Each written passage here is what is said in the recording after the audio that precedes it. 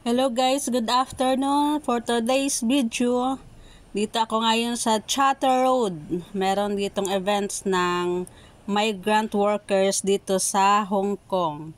Enjoy watching!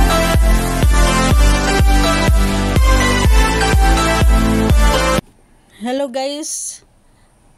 Ngayon ang events ng Women Workers Cultural Festival 2024 Billion Racing dito sa Chatter Road.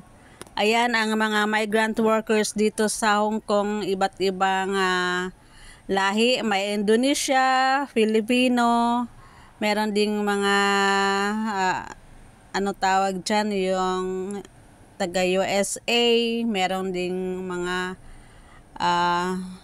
hindi ko Nepal ba yun? Nepalis.